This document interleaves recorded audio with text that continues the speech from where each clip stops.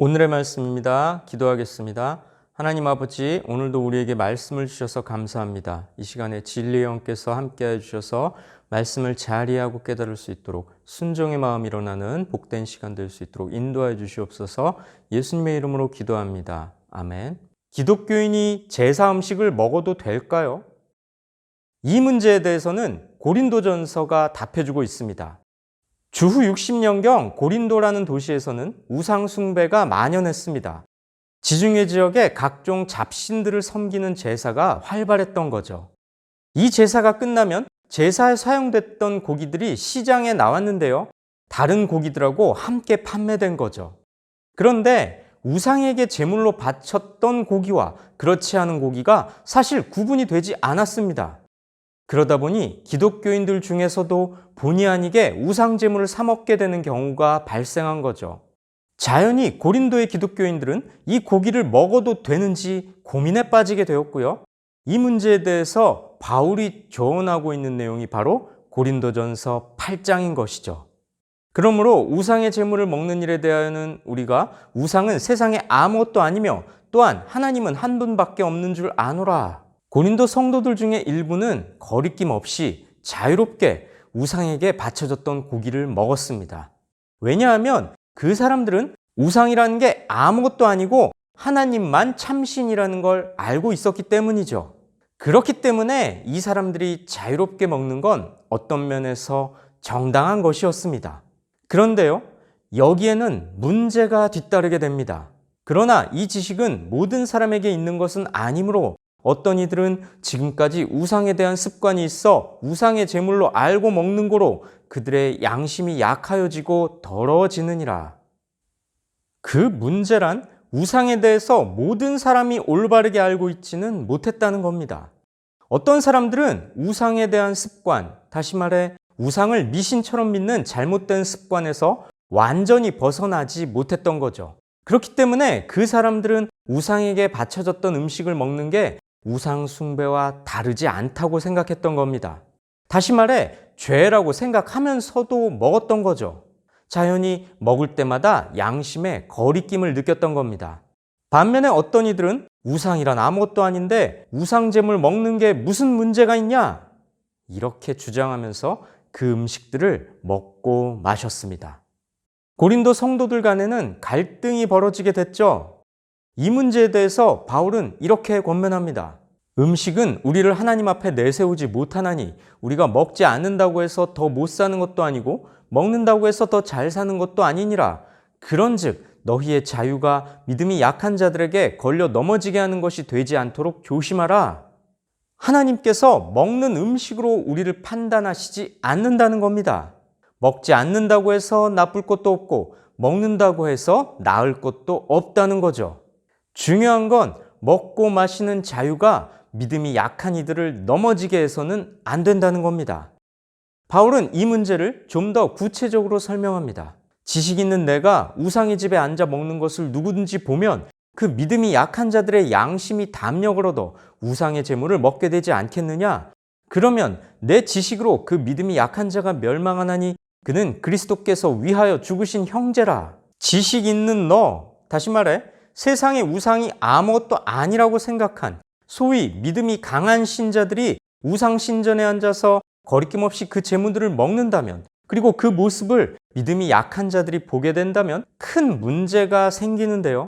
믿음이 약한 자들로서는 우상 신전에서 음식을 먹는 게 단순한 의미가 아니라 그 우상과 교제하면서 그 우상을 경배하는 것으로 생각할 수 있겠죠. 그러면서 저래도 되는 거구나, 이렇게 나쁜 의미에서 담력을 얻게 될 거고요. 우상 신전에 들어가 우상 제물을 먹고 마시게 될 겁니다. 그리고 마침내는 우상을 숭배하게 되는 결과를 초래한다는 거죠. 그러면 그 믿음 약한 사람은 당신 때문에 망하는 것이다. 바울은 이렇게 힘주어 이야기합니다. 믿음이 강한 자들의 자유로운 행동이 약한 이들을 실족하게 하는 빌미가 된다는 겁니다. 그 약한 성도란 그리스도께서 그를 위해서 죽으신 당신들의 형제와 같은 자인데 말이죠. 이같이 너희가 형제에게 죄를 지어 그 약한 양심을 상하게 하는 것이 곧 그리스도에게 죄를 짓는 것이니라. 스스로 믿음이 강하다면서 형제를 죄로 이끈다면 그것은 그리스도께 죄를 짓는 일이라고 바울은 말합니다. 그리고 우상의 제물을 먹는 문제에 대해서 무엇이 올바른 신앙인의 태도인지 바울 자신의 의지를 표명함으로 결론을 내립니다. 그러므로 만일 음식이 내 형제를 실족하게 한다면 나는 영원히 고기를 먹지 아니하여 내 형제를 실족하지 않게 하리라. 음식 먹는 것은 자유지만 만약 먹는 음식이 형제를 실족하게 한다면 자신은 영원히 고기를 먹지 않으므로 그 형제를 실족하지 않게 하겠다. 바울은 우상에게 바쳐졌던 제물을 먹고 안 먹고가 문제가 아니라고 말합니다.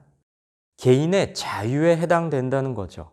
다만 중요한 건 자신보다 믿음이 약한 자를 위해 그 자유를 절제할 줄도 알아야 한다는 겁니다.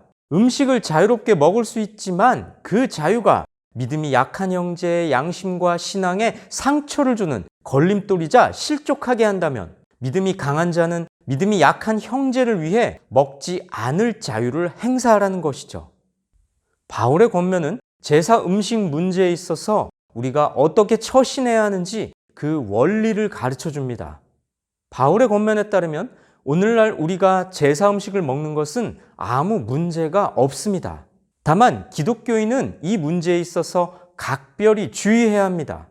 그저 제사 음식을 먹었을 뿐인데 그 먹는 모습을 믿음이 약한 초신자가 보고 제사에 거리낌 없이 참여하게 된다면 결국에는 그로 하여금 우상 숭배에 빠지게 하는 셈입니다. 이 경우에는 안 먹는 것이 좋았을 것입니다. 또는 먹지 않음으로 인해서 가족들 중 불신자가 기독교에 반감을 갖게 되고 그 반감 때문에 복음을 접할 가능성을 줄어들게 한다면 먹는 것이 나을 겁니다. 어떤가요? 단순히 먹느냐 마느냐의 문제가 아니라 누군가가 믿음을 잃을 수도 있는 문제죠. 제사 음식을 먹는 문제는 무엇이 신앙적으로 유익한가를 기준으로 삼아야 합니다. 바울 사도는 이렇게 훈계했습니다. 그런즉 너희가 먹든지 마시든지 무엇을 하든지 다 하나님의 영광을 위하여 하라. 제사 음식을 먹는 문제에 있어서는 자신의 유익이 아니라 하나님의 영광을 위해 결정하는 성숙한 신앙인이 되시기를 주님의 이름으로 축복하고 권면합니다. 기도하겠습니다. 하나님 아버지, 제사 음식을 먹는 문제에 있어서 바울 사도가 2000년 전에 고린도 교인들에게 훈계했음을 마음속에 새기어서 무엇이 신앙에 유익한지를 기준으로 삼아 이웃에게 덕을 끼치고 하나님께 영광을 돌리며 우상 숭배를 배격하는 지혜롭고 선한 결정을 할 수 있도록 순간순간마다 우리를 가르쳐 주시고 붙잡아 주시고 인도하여 주시옵소서. 그리하여 먹든지 마시든지 무엇 하든지 다 하나님의 영광을 위해서 하는 믿음의 사람들 될 수 있도록 우리를 인도하여 주시옵소서. 예수님의 이름으로 기도합니다.